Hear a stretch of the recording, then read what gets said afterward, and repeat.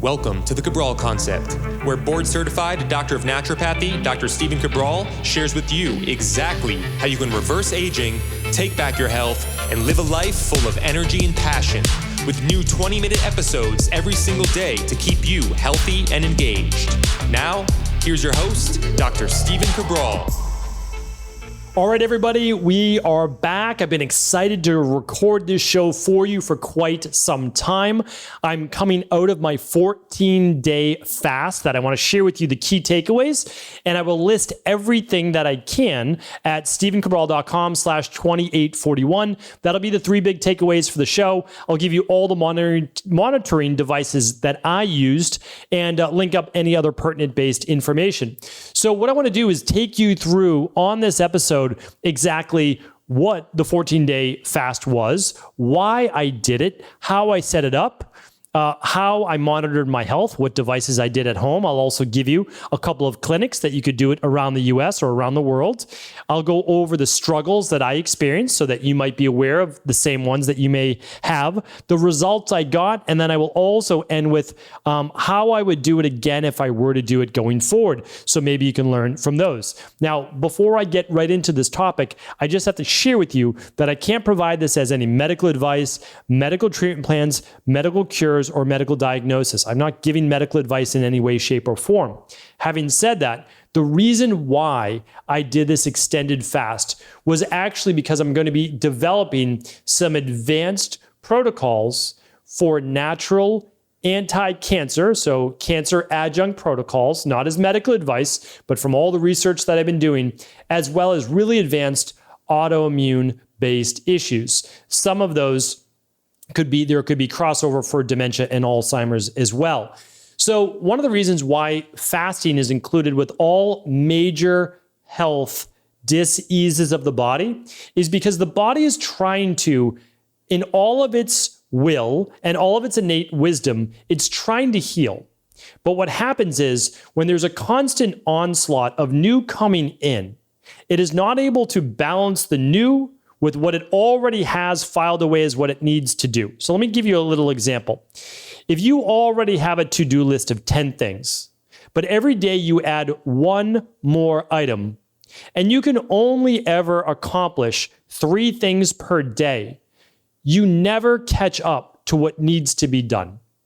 So if you're always eating healthy food, phenomenal, but that does not always mean that your body's able to then use all that energy that it uses for digestion. About 30% of all of our energy needs goes towards digestion, and your exercise and your other things that your body has to repair from.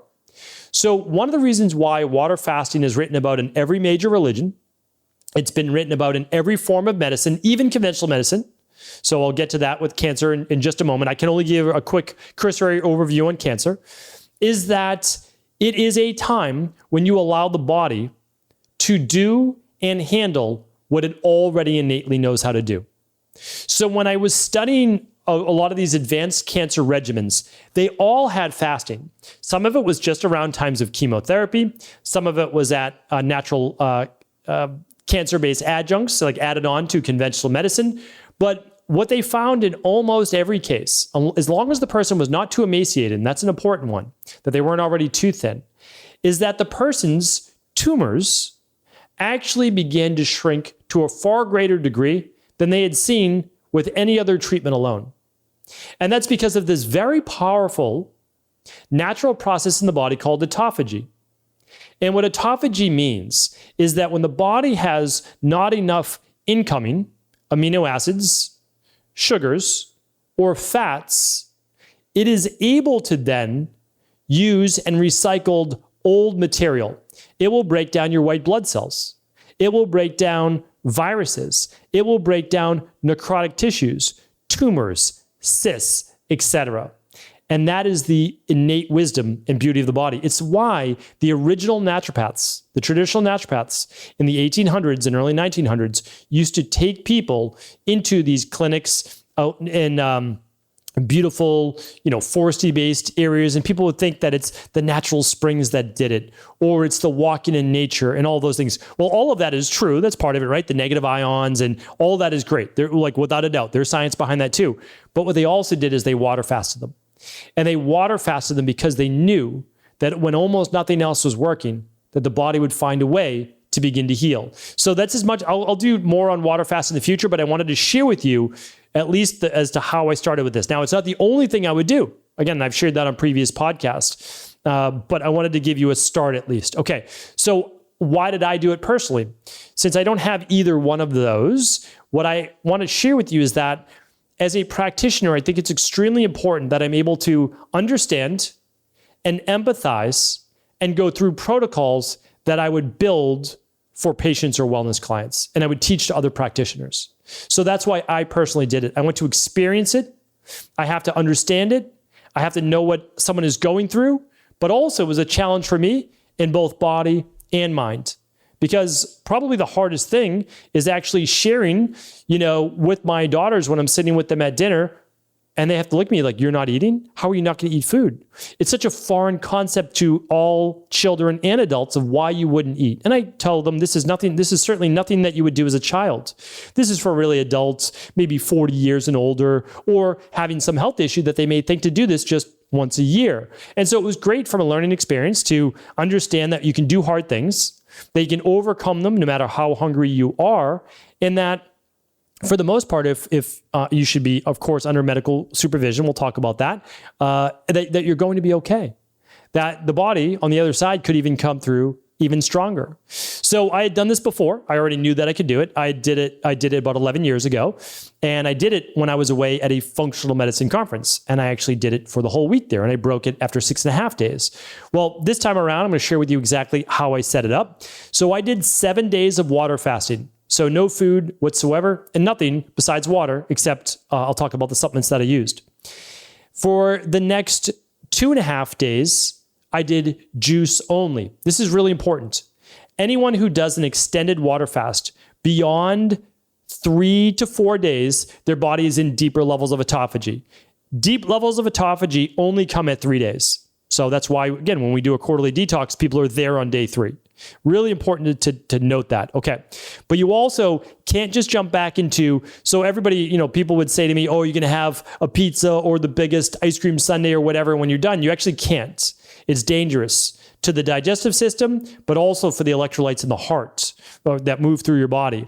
So it's really important how you break the fast. It's as important as the fast itself. So how you break a water fast is with soups, smoothies, or juices.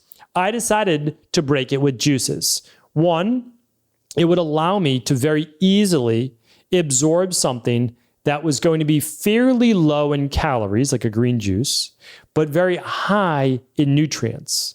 And I knew that the next part of the plan, after 2 to 3 days, which is how long you need to break a water fast, I would be transitioning to then a whole food fasting mimicking diet. I have a podcast on that. I'll link that up today at episode 2841 as well. The fasting mimicking diet, I'm not an advocate of the nutritional supplements necessarily that are used with that, meaning like the foods that they package them with. I like whole food. And it's very simple.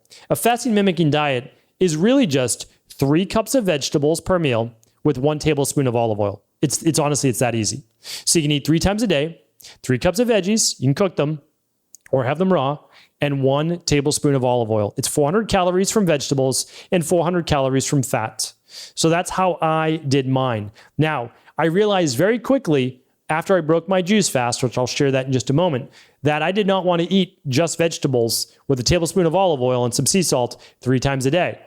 Because no matter how I try to, finagle the different vegetables, it was still eating 3 cups of kind of the same vegetables. And it just doesn't, I realized very quickly, it doesn't taste the same as if I don't have my rice or purple potatoes with it, or my chickpeas, or different types of beans, or, some type of protein as well. So what I did was very simple. For the 2.5 days of juicing, or almost 3 days, I did a carrot juice, and I'll talk about that on a future episode, a green juice, a carrot juice, a green juice, and a carrot juice. That's what I did each day. And then when I went to the fasting mimicking diet, I did a carrot juice, a green juice, and then I did lunch, green juice, dinner. And that added up to 800 calories. And that was it. That's how I did it. The green juices are only 50 calories. So you get 12 ounces of green juice, 50 calories. So that was only 100 of mine. My carrot juice was about 200. That's 300 out of my 800. And then I knew I got 250 for each meal. 1 tablespoon olive oil, and the rest was about 2 to 3 cups of veggies. So that's how I did it. It was very simple, very straightforward, and followed the fasting mimicking diet. What would be easier for most people is simply doing 3 meals at about 250 calories each. And then if you wanted to, you could do water or a green juice in between those meals. And that would be simple enough to do as well. Okay, so that's how I completed it. 7 days water, went to the juice, went to the fasting mimicking diet. Besides that, I was drinking on the water fast itself, I was drinking some Mountain Valley spring water, and I was drinking 2 to 3 liters per day. You actually have to look at this because you don't want to over drink water, but your mouth is almost always dry because you're not eating any food. And when you don't eat food, you stop producing saliva to the same degree. It's very strange. I had to look that up. I'm like, why do I have dry mouth when I am drinking plenty of water and my urine is clear? You don't want to make your urine too clear. You don't want to demineralize your body. That's why I always drank mineral-based water. And so what I realized is that, after about day 3, when your body knows it's not getting food, it's not allocating the same level of saliva from the salivary glands to be able to chew and break down that food. So what I did was I drank no more than 3 liters per day, but I drank 2 to 3 liters per day. And then I would add, as needed, some lemon and a pinch of sea salt for my electrolytes. But that was about it. Actually, I never added lemon, so I want to take that back. I added 0 calories. There was never any calories at any point. And even though lemon would be so minute, I never added any. So if I needed to, I would add a pinch of sea salt, but I almost never needed to. That would just be when I measured low blood pressure, and I'll get to that in just a moment. Okay, people ask, did I drink coffee? Okay, I drank decaf coffee for the first 2 days. It was one of those things that I just had the rhythm of drinking that in the morning. After day 2, I had no craving for coffee. I couldn't believe it. Could not believe it. But I drank no coffee then for the next 12 days out of that 14 days. So I just want to let you know that. I did not do any supplements for the first 3 days of getting into deeper autophagy, just water, no supplements at all. And then after that, absolutely no vitamins and no minerals specifically. Why did I do that? Because I wanted my body to not get more nutrients, even if they were micronutrients. I wanted my body to have to recycle old tissue.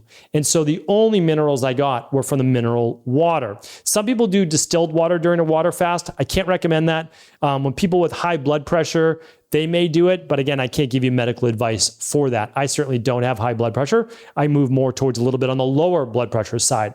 Okay, so I did herbal supplements for starting on Thursday, because I started on Monday. So after 3 days. So basically from day 4 to day 14, I did herbal supplements. These were supplements that would greater promote autophagy. They would greater promote killing of cancerous-based cells in the body and helping remove more senescent cells. I'll be doing a full follow-up for nutritional supplements and anti-cancer-based protocols in the future. I just need about, let's say, 60 to 90 days to create a massive, essentially post, for lack of a better word, on that. It won't be a podcast because I don't want to be banned in the world of podcasting, but this will be a referral-only page. We'll put it that way. I'll talk about it on the podcast just once. I'll share you the URL. It's going to be completely free. Of course, it will be free, and that's a service that I'm just trying to get out there to the world. It'll be based on all the research that I've read, well over 100 books just on cancer-based therapy. And of course, probably close to, 500, 600 research articles just on natural, meaning scientifically proven cancer-based things. It doesn't mean they're cure-alls. I'm not saying that. Why am I working on this? Because truthfully, we really know how to fix Alzheimer's. We know how to fix heart disease. We know how to fix high blood pressure. We know how to fix diabetes. What we don't know how to do is fix cancer. Not with any repeatability. Again, I've read all the great things about all the great herbs. I've read them. I get it, but it can't repeat that with every single person. We can repeat that with Alzheimer's. We can repeat that with heart disease, like high cholesterol or imbalanced cholesterol, high blood pressure. We can repeat those, but we can't repeat it with cancer. So I don't want to say I have all the answers for cancer. I don't. But I'm trying to build up a repertoire or a reserve of information that other people can add to. And that's why we're open sourcing this to really do our best to find out maybe there's 12 different protocols and we need to find the right one that matches with the right person. That's what I'm trying to do. Okay. So next up, how did I monitor my health? Really important, because I obviously have a background in this. Most people should not do a 7-day water fast on their own. They should go to a clinic that does water fasting, okay? There are a few in the United States. There are a few in Europe, Germany, Spain, Switzerland, to name a few. There are, I don't know if there's any in Australia per se. So you just have to look them up. What I will do is I will be giving that on my anti-cancer-based protocols, but you can just look up water fasting clinic, United States. There's one in Santa Barbara in the United States. There's one in West Palm Beach in Florida. So you'll be able to look up the different clinics. I can't give that recommendation right now because this is an evergreen podcast and maybe it changes in the future, right? Now, how did I monitor right from home? I wore a continuous glucose monitor. I wanted to be able to know where my blood sugar was. Unfortunately, I have the type of body type that moves very easily into low blood sugar. I had low blood sugar the entire time. Except for the first 24 hours, I basically was in low blood sugar in the 50s and low 60s the whole time. I averaged 63 or 64 for blood sugar all the time. That means that after about 5 days, my sleep was not good. I was going in and out of low blood sugar throughout the night. My body, of course, would break down. It was already done breaking down liver glycogen, so it would break down probably some muscle tissue. There's no doubt about that. I'm putting the weight back on. I'll get to my weight loss in just a moment. But it's important to understand that I knew my body was going to be fine, but I also knew that it was going to have to tap into muscle-based reserves. Now, I was burning ketones from day 3 on, and I used a product called Keto Strips. So I used a continuous glucose monitor because if I ever dropped into the 40s, for me, I'm not saying this is right for you, I was going to then eat just a little bit, about 8 grams to 10 grams maximum of carbohydrates coming just from some fruit juice to bring up my blood sugar. Just enough. It would bring it into like the mid 70s to get out of that really low point because I didn't want to obviously faint or pass out or anything like that. But I was monitoring. I got to see that the whole time. And it's good to have someone like my wife was here too. And so she knew, hey, if there's anything going on, I'm just going to take this little drink of orange juice or grapefruit juice. And it's just about like literally 1.5 to 2 ounces. And that would bring my blood sugar back up. So really simple, really straightforward, but that's what I was using. Keto strips to ensure I was at the highest level of ketosis. I got there right around day 3. And then I use pH strips for my urine to see if my body was getting too acidic because sometimes that can lead to like joint pain. It wasn't until day 6 that my back was starting to get really tight. And that can happen for various reasons. I also monitor my blood pressure. If my blood pressure dropped below 90 over 65, then I would add a little bit of sea salt to my water to help to start to bring that back up. Not too much. You don't want to overdo the salt without the potassium or the magnesium and even calcium, but that's what I did. And the last part is I just monitored my weight on the scale. So I will let you know that I lost about, on average, 2 pounds per day for the first 7 days. I lost 13.8 pounds in 7 days. Now, I knew this was going to happen because I lost 13.5 pounds in 6.5 days when I did it last time. So I expected the weight loss. I didn't know if it would be different. My body responded the same exact way. 2 pounds per day on average. So just letting you know where that was. A lot of it is water weight, no doubt about it. When you don't eat carbs for that long, there's nothing to hold the water in the muscles. So your muscles shrink because they're 72% or so water. So there is something to understand, about that. Having said that, I only lost about another 3 pounds to maybe 4 pounds maximum the second week. So my weight pretty much stabilized. I just lost a little bit of weight that following week because I was still hypocaloric. I was only at 800 calories a day when typically I eat around 2,100 to 2,400 calories per day, depending if it's a workout day or not. So that's that. So weight loss was definitely there. If you see me right now, I'm still down 10, 11 pounds. So I'm still down out of that 17 pounds I lost. I'm still down, 10, 11 pounds. So I'm going to gradually bring that back over 3 weeks. I'm not in a rush to bring it back. I didn't have a massive cheat meal. I actually haven't had a cheat meal yet. I'm waiting a full week on the diet to then have a flex meal, not overdo the stress on my pancreas or liver or anything else. Okay. What else can I share with you? Some struggles. So I had tired, and I still have tired, I guess. I had fatigue and brain fog after day 3. So all creative process was basically gone. I told my team, listen, I'm doing a water fast this week. Most likely, might have some brain fog, things like this. I already finished my high performance health teaching, so that was amazing. So that was done. I just finished the event. So I had a couple hours which I usually use for writing during the day. So I said, great, during those couple hours, I'm actually going to use it for reading because there's a bunch of more books that I want to catch up on, and I'm going to use it for writing my anti-cancer based protocols, etc. Well, none of that happened. I could not focus on reading, which is, for me, that's rare. I love to read, and it's not difficult for me to read. I know some people like to listen instead of read. For me, I sit at my desk. I sit anywhere. I sit in a car. I sit on a train. People can be talking in a cafe. I have no problem. I love to read. Couldn't do any of that. Could not write, could not read. And so that was that. It was basically those 2 hours were just used for busy work. That was basically it. I will say that I was hungry, most of the day. Working was tremendously helpful for me. I actually worked the whole time. Didn't record podcasts after day 3, but it was very helpful to be working the whole time to pass the time. Having dinner with my family, that was challenging. It was challenging not to eat. It smelled delicious, but also I was grateful because my wife actually did the functional medicine detox, the Equalife detox, along with me. So she was not having her part of her plan. She didn't eat on days 1 and 2 because she was doing her detox shakes.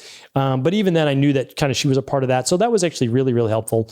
And then it was also a teaching point. And also I wanted my daughters to understand that you can do anything if you put your mind to it. You really can. You want to be safe. You want to be healthy. I was doing this for a reason. Here's the reason why I'm doing it. I know it doesn't make sense. We talked about that every single night, but they got it.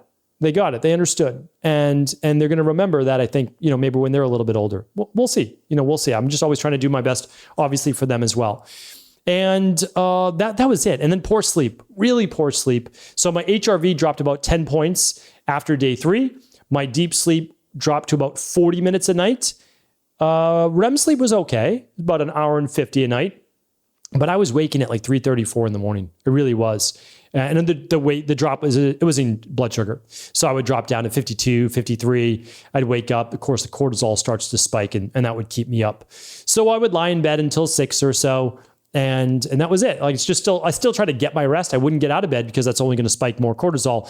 So I would just rest. I would just breathe, work on my breath work, keep my eyes closed, and just stay calm. That's it. Part of the process. All of that went away after day 2 of juicing. All my energy came back. The ability to focus came back. Sleep improved. Life was good again. So I can tell you during the water fast, that was a challenge. But after that, really easy to move into juice. The first day wasn't any better, honestly, with juicing. Like I didn't feel any better. Took to the second day. Then I felt much better. And then when I started doing the fasting mimicking diet with whole food, I could have done that. Honestly, I told my wife, like, I could keep going another week. There was no problem at all. I just didn't want to lose any more weight. That's the truth. I got it. I understood it. I didn't want to lose any more weight. Okay. Now, I told you the results. The only thing I can say is, because again, I wasn't necessarily looking overall, but every once in a while, my history with autoimmune issues, with rheumatoid arthritis, all that's been gone now for, 15 plus years.